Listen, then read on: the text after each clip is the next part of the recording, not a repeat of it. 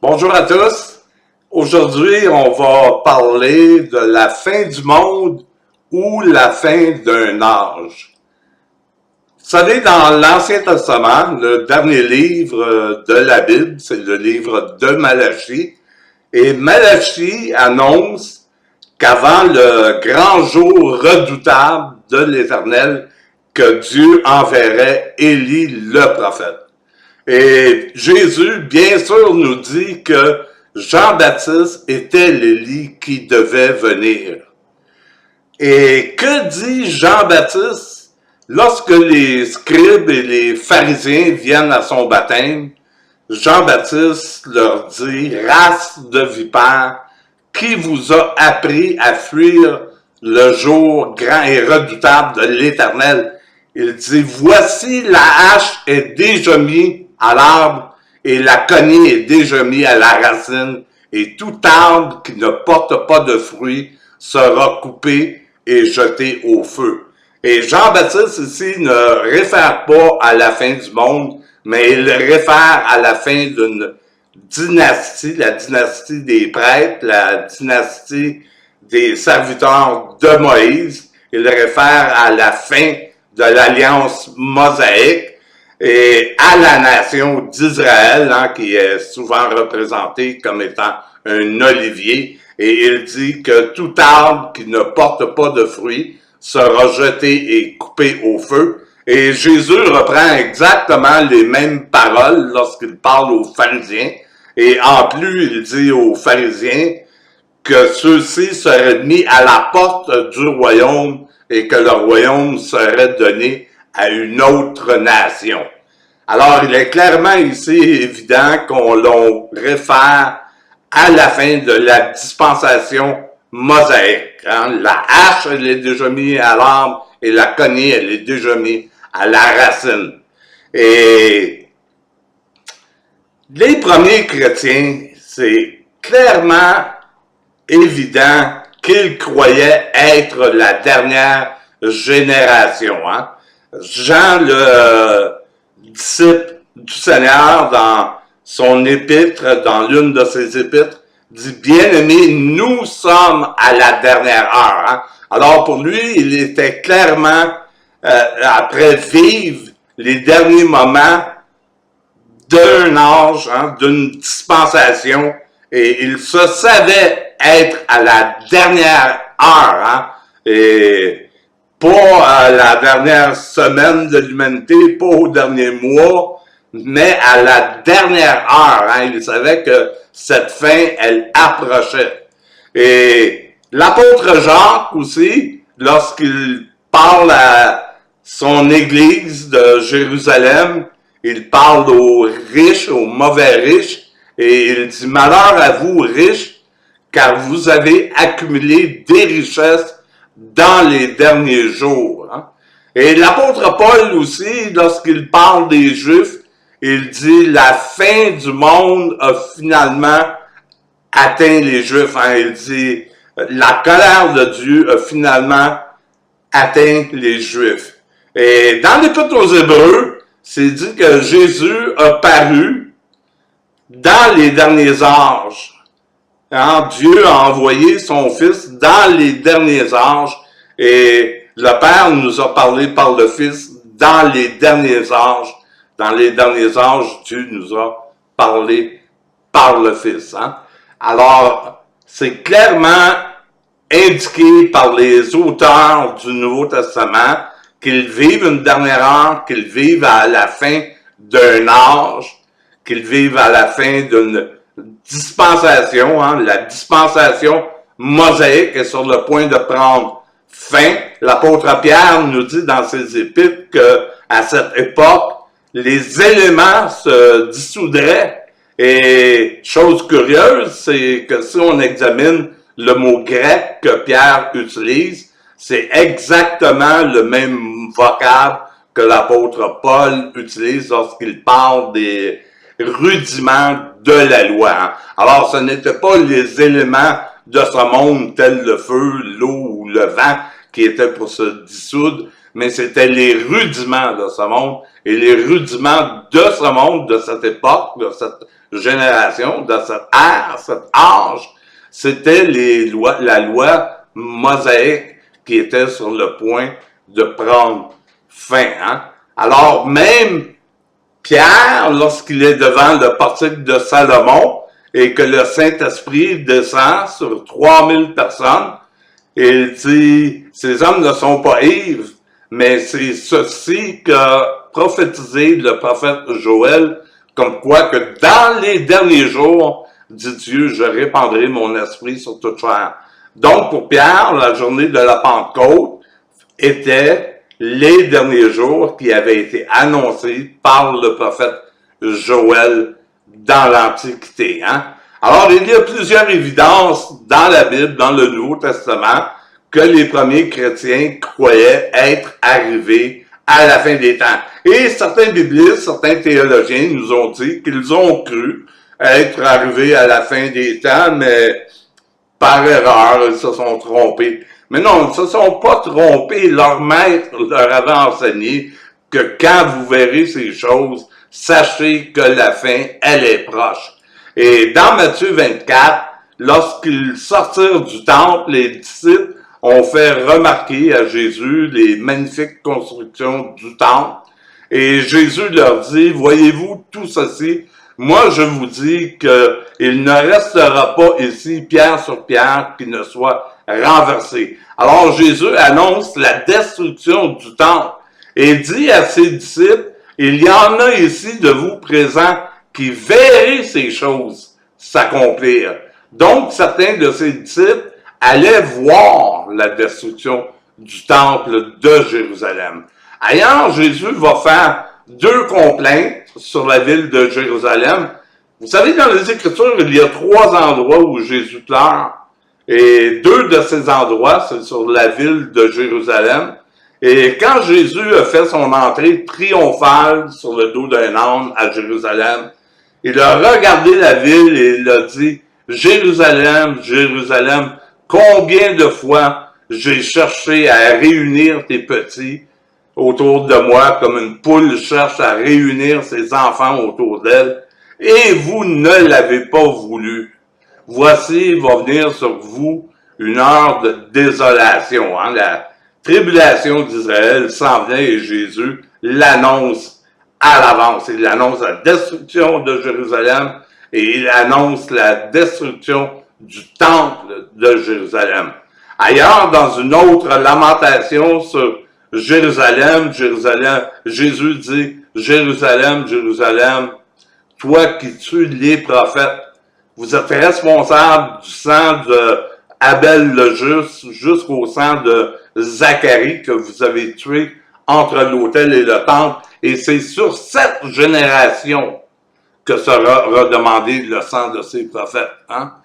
Vous allez voir Jérusalem encerclée d'armées. Vous allez voir Jérusalem assiégée. Et c'est sur cette génération que va être redemandé le sang des martyrs, de tous les martyrs, de tous ceux que vous avez assassinés. Et une génération dans la Bible, ça dure 40 ans. Hein? Ça, vous pouvez vérifier de vous-même. Les Juifs qui ont erré dans le désert ont erré pendant une génération, c'est-à-dire qu'ils ont erré 40 ans dans le désert. Et vous pouvez comparer aussi avec les généalogies de Jésus, dans Luc, entre autres, où la généalogie dure 40 ans. Hein? Alors, une génération dure 40 ans. Et dans Matthieu 24, Jésus aussi dit que c'est sur cette génération que viendraient toutes ces choses. Et Jésus leur enseigne qu'il y aurait des signes précurseurs. Hein? Et certains signes devaient arriver qui mettraient une évidence que ces choses-là sont à la porte. Entre autres, Jésus dit, vous allez entendre parler de guerre et de bruit de guerre. Bon, vous allez me dire que, comme signe, c'est pas trop évident, hein? Des guerres, il y en a toujours eu. Il y a eu environ 230 ans, je pense, de paix dans toute l'histoire humaine, hein? Fait que, on pourrait dire que ce passage des Écritures peut aussi bien s'accomplir à n'importe quelle époque, hein? Mais de parler de paix à cette époque, c'est quelque chose de particulier, car les Romains avaient établi ce qu'on appelle le Pax Romana, hein? Il avait fait la paix avec tous ses ennemis. Hein? L'Empire, il était en paix. Et Jésus annonce que vous allez entendre parler de guerre et de bruit de guerre.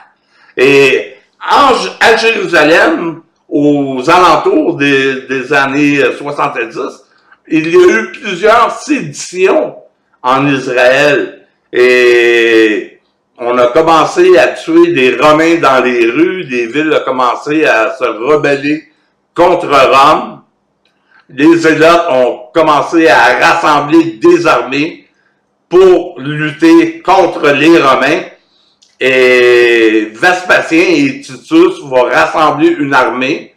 Et cette armée provient de Rome, majoritairement, mais elle est aussi composée de mercenaires d'Arabie et de soldats de plusieurs autres nations qui avaient été conquises par Rome. Alors, ils vont se rassembler à Armageddon, qui est un lieu de rassemblement pour plusieurs personnes. Et on s'imagine qu'il va y avoir une bataille à Armageddon dans la fin des temps, où les armées du monde vont se réunir, les armées de Chine, les armées de Russie, les armées des États-Unis. Écoutez, regardez sur une map, Armageddon, c'est tout petit. Nos armées du monde, avec tout l'équipement moderne qu'on a aujourd'hui, ne tiendraient pas dans cette vallée. C'est un non-sens d'affaires. La Bible nous dit, par contre, que Armageddon était un lieu de rassemblement de toutes les armées avant d'aller conquérir Jérusalem. Et c'est exactement là que les armées de Rome se sont réunies avant la conquête de Jérusalem. Et les Romains vont assiéger la ville. Et Jésus dit qu'en ces temps-là, il y aurait des famines sur toute la surface de la terre. Et on n'a pas besoin d'aller bien loin dans le Nouveau Testament pour voir que, oui, il y a eu des famines sur toute la terre. Déjà, Agabus, dans le livre des Actes, prêche qu'il y aurait une famine sur toute la terre. Et les historiens nous apprennent qu'à cette époque, il y a eu plusieurs famines dans le monde. Il y en a eu en Italie et partout dans le monde. Hein. Et à Jérusalem, l'auteur, Flavius Joseph, qui était un Romain, qui était passé du côté des Romains à la condition qu'il leur serve de traducteur, et on lui a donné la permission d'écrire les antiquités juives et les guerres juives. Hein. Alors, Flavius Joseph nous relate tout ce qui s'est passé à cette époque, en l'an 70 après Jésus-Christ, quand les armées de Vespasien et de Titus ont encerclé la ville. Et la ville a été laissée dans une famine incroyable. Hein? On raconte même l'histoire de cette femme qui avait fait cuire son propre enfant pour en vendre des morceaux aux passants. Et même les Romains avaient été scandalisés. Hein? On raconte la folie des hommes qui étaient ivres de faim. Ils étaient agonisés. Et certains d'entre eux ont fait cuire les semelles de leurs propres bottines, hein, dans l'intention d'en soustraire une résine quelconque de résidus de nourriture pour se faire un bouillon pour manger. On raconte que ces hommes étaient comme ivres, ils perdaient complètement la tête. Ils rentraient 5-6 fois dans la même demeure pour essayer de trouver de la nourriture. Hein. Alors, c'était un temps vraiment, vraiment incroyable. Et Jésus nous dit aussi, prenez garde que personne ne vous séduise, car plusieurs viendront sous mon nom. Et si on vous dit, n'allez pas au désert, n'y allez pas. Donc, ce texte est écrit pour des gens qui vivent près d'un désert. Ce n'est pas écrit à des gens qui vivent à Chicago ou à Toronto ou à Montréal ou à Paris ou à Londres. Il y a un désert à proximité. On dit ça, on vous dit d'aller au désert, n'y allez pas. Et Jésus en plus dit, prenez garde que votre fuite n'arrive pas un jour de sabbat.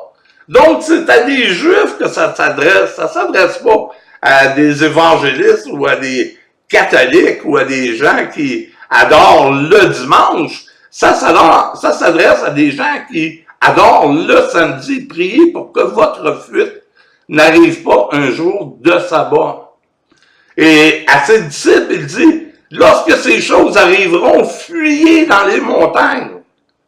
Et il y a eu une trêve lors des 7 ans du siège de Jérusalem, lorsque Vespasien a dû retourner à Rome pour se faire couronner empereur.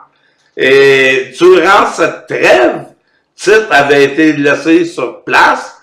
Et pendant cette trêve, mais les chrétiens en ont profité pour sortir de la ville. Et ils sont partis dans les montagnes, comme Jésus leur avait dit de faire. Et ils sont partis vivre à Pétra. Ils s'y sont réfugiés. Et c'est seulement après la fin de la guerre qu'ils vont retourner à Jérusalem.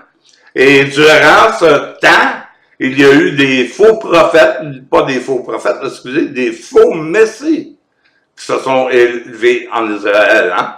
Car Jésus a annoncé qu'il y aurait des faux messies qui viendraient à cette époque. Il n'a pas annoncé des faux prophètes comme Brigham Young ou Moïse David ou tout autre faux prophète qu'on a eu dans notre dernier siècle, mais il annonce des faux messies qui viendraient.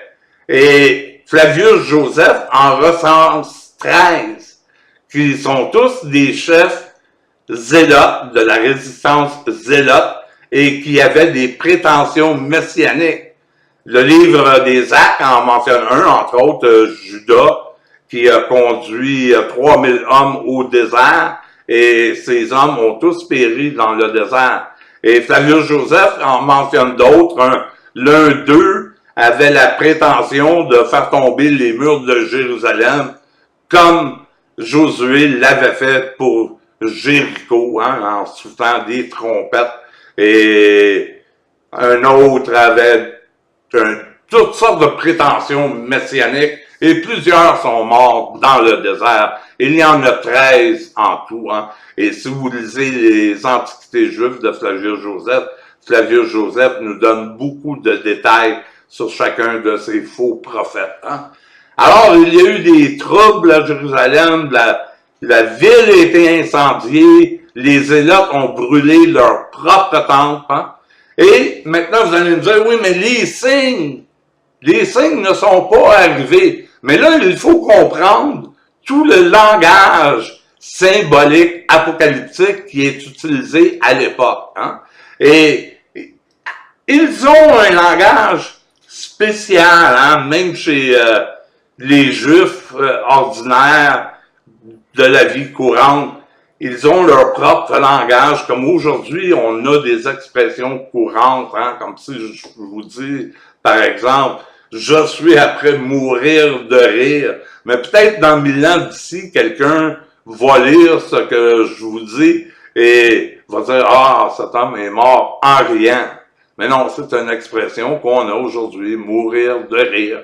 Et il y a plusieurs expressions qui sont utilisées dans le langage symbolique, apocalyptique, qui sont des expressions communes de l'époque. Hein? Et par exemple, quand Jean-Baptiste a annoncé que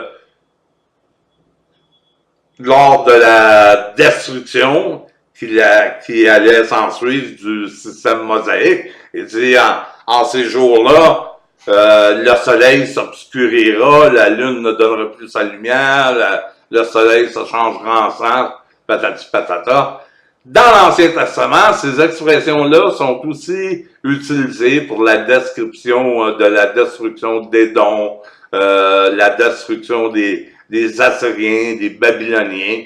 Mais aucun de ces signes visibles n'a été vu. ce sont des expressions qui accompagnent souvent un bouleversement mondial, comme il est dit souvent dans l'Ancien Testament. Encore une fois, j'ébranlerai les fondations de la terre. Hein, les fondations de la terre, elles sont toujours ébranlées lorsqu'il y a un changement de royaume ou un changement d'empire ou une catastrophe qui arrive sur un pays. Et dans l'Ancien Testament, lorsqu'un pays était détruit, hein, comme Édom, Babylone, les Assyriens, Dieu vient toujours sur les nuées. Alors quand Jésus parle de revenir sur les nuées, mais ce ne sont pas nécessairement de véritables nuées, c'est un langage apocalyptique qui annonce le jugement. Et Jésus, il est clair, il dit à ses disciples, il y en a de vous ici présents qui verrez ces choses s'accomplir. Maintenant, est-ce qu'il y a rien de miraculeux qui est arrivé? Mais ça, je vous laisse choisir, mais lisez Flavius Joseph encore une fois, et il nous parle de signes qui sont arrivés, des signes spirituels, comme quoi, comme les portes, entre autres, du temple se sont refermées d'elles-mêmes. Et en temps normal, ça prenait 20 hommes pour les ouvrir. Hein. Elles étaient tellement pesantes, ces portes, elles étaient faites d'un acier très lourd, très épais, et ça prenait 20 hommes pour les ouvrir. Et ces portes se sont ouvertes d'elles-mêmes, et les habitants de Jérusalem ont entendu une voix qui disait « Quittons ce lieu. Hein? » Alors, il y a eu une comète dans le ciel, et il y a eu plusieurs signes de ce genre. Il y a eu un prophète qui a prophétisé pendant 1 an de suite, et chose curieuse, ce prophète se nommait Jésus, et pendant 1 année, il prophétisait jour et nuit, « Jérusalem, Jérusalem, voici ta fin est arrivée. » Et il a reçu un mortier en plein visage, et il est mort sur le coup. Alors, il y a eu plein de signes avant-coureurs de la destruction de Jérusalem. Jésus dit de 2 hommes qui seront dans les champs, un sera pris et l'autre laissé, et de 2 femmes qui cousent à la meule, une sera prise et l'autre laissée. Et les Romains ont amené en captivité un très grand nombre de Juifs et les ont envoyés comme esclaves parmi les nations romaines, parmi les peuples qui avaient été conquis par les Romains. Hein? Alors, ils ont été dispersés par toute la terre, comme Jésus-Christ l'avait annoncé. Hein? Alors, la fin d'un âge est réellement arrivée en 70 après Jésus-Christ. C'était la fin de la dispensation mosaïque. Et c'est pour cette raison que les premiers disciples peuvent parler aussi d'une nouvelle création. Si quelqu'un est en Christ, il est une nouvelle création. Les choses anciennes sont passées, voici, toutes choses sont devenues nouvelles. C'est pour cette raison que Jésus peut dire que vous êtes le temple du Saint-Esprit et que l'apôtre Paul va nous rappeler aussi qu'on est le temple du Saint-Esprit, qu'on est sa maison. Et c'est pour cette raison que l'apôtre Pierre nous dit que nous sommes une nation sainte, un saint sacerdoce, une nation de prêtres, un peuple acquis. Hein? Alors, tout ce qui était à Jérusalem nous appartient maintenant. L'apôtre Jean, dans l'Apocalypse, voit une Jérusalem descendre du ciel. Et dans cette Jérusalem, il n'y a pas de temple, car Dieu lui-même est son temple. Et il dit, voici, la présence de Dieu est maintenant avec les hommes. Hein. Alors le temple, la Jérusalem, hein, Paul dit que cette Jérusalem qui existait, elle était dans l'esclavage. Mais la Jérusalem d'en haut, elle, par contre, elle est dans la liberté. Hein. Alors Paul dit, ne faites donc pas de votre liberté une occasion de chute et ne retournez pas à des préceptes qui appartenaient à la loi de Moïse. Vivez d'une façon libre. Hein. Alors, c'était la fin d'un âge. Et le mot âge vient d'un vocable grec qui est aion. Et Jérôme traduit ce vocable par environ 13 expressions différentes. Hein. Et il n'aurait pas dû, car il faut toujours le traduire de la même manière. c'est-à-dire par âge. Alors, c'était la fin d'un âge, la fin d'une dispensation, la fin de la dispensation mosaïque. Hein? Et tant que la dispensation mosaïque, tant que la loi était là, elle était un obstacle à la grâce. Elle s'opposait à la grâce. La meilleure preuve, c'est reliser les lettres de Paul. Tout partout où l'apôtre Paul passe, il y a des judaïseurs qui passent derrière lui pour chercher d'imposer la loi mosaïque à ceux qui ont cru à la grâce. Hein? Alors, c'était la fin d'une dispensation, la fin d'un ère. Si la Bible aurait voulu parler de la fin du monde, elle aurait utilisé le vocable cosmos. Mais elle n'a pas utilisé le vocable cosmos. Elle a utilisé le vocable aion. Et aion se traduit toujours par ange. Et Jésus, il est clair dans Matthieu 24. Quand vous verrez ces choses arriver, sachez que la fin de Jérusalem est proche. Dans ces deux complaintes, il annonce la destruction de Jérusalem. Dans Matthieu 24, il annonce la destruction du temple. Jean-Baptiste a dit que c'était pour bientôt, race de vipères qui vous a appris à fuir la colère à venir. Voici, la hache est mise à l'arbre.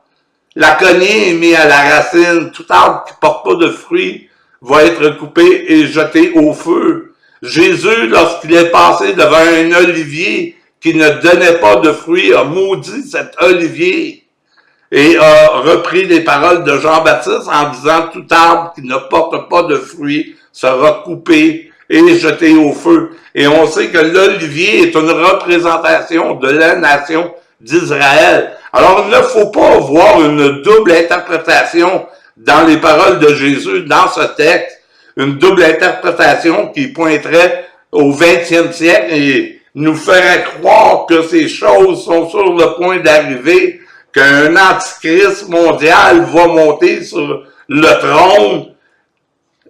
C'est une mauvaise interprétation des Écritures qui va naître dans les années 1800 avec J.N. Darby, avec toute une fausse théorie de l'enlèvement de l'Église où l'Église est censée être enlevée dans le ciel et aller manger de la dinde glorifiée, assis à une table avec le Seigneur pendant 7 ans, pendant que Dieu massacre les habitants de la terre. Il n'y a aucun verset dans toute la Bible qui nous parle d'une telle chose. Les seuls versets qu'on peut trouver qui sont utilisés par les dispensionnalistes, c'est les 2 versets de Thessaloniciens qui nous parlent d'une parousie. Et le mot parousia ne veut pas dire enlèvement. Le mot parousia veut dire présence. Hein? C'est le même mot que Paul utilise lorsqu'il dit à une certaine église d'attendre de sa présence. Hein? Et le mot parousia était utilisé aussi par les empereurs lorsqu'ils devaient aller visiter une certaine ville. Ils disaient aux représentants de cette ville d'attendre sa parousie, d'attendre sa présence au milieu d'eux. Hein?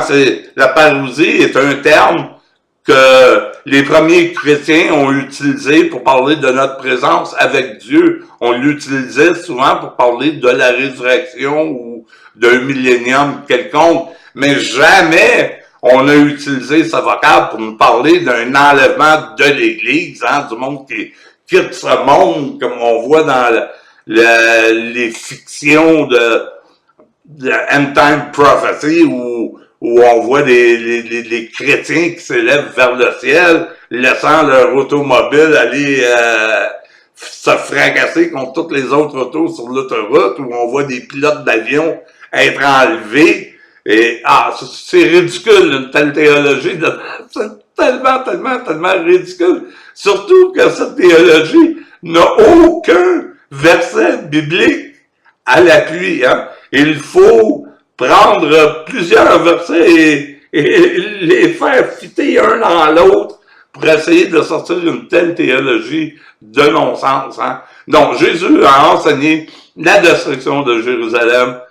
Jésus a enseigné la destruction du temple Et ces choses sont arrivées, bien sûr, en l'an 70, quand les armées de Vespasien et de Titus ont encerclé la ville et que les Zélotes ont brûlé leur propre temple. Et ces choses sont arrivées. C'était la fin d'un âge et non pas la fin du monde. Alors, qu'est-ce qu'il nous reste à faire? Le parachèvement de la création. Hein? Aller annoncer aux gens qu'ils sont réconciliés, de voir à ce que cette création entende l'Évangile, la bonne nouvelle de l'Évangile. Non, la fin du monde n'est pas un enseignement biblique. C'est ridicule. Les protestants n'y croient pas, les catholiques modernes n'y croient pas. Seulement une poignée d'évangéliques qui croient encore, mais ça c'est dû à J.N. Darby et son dispensionnalisme. Et il n'y a pas grand-chose de biblique là-dedans, laissez-moi vous dire. Alors, désolé, mais j'espère que vous avez retiré quelque chose de cet enseignement. J'espère que je n'ai pas trop brassé votre cage. Merci d'avoir été attentif. À la prochaine. Bye.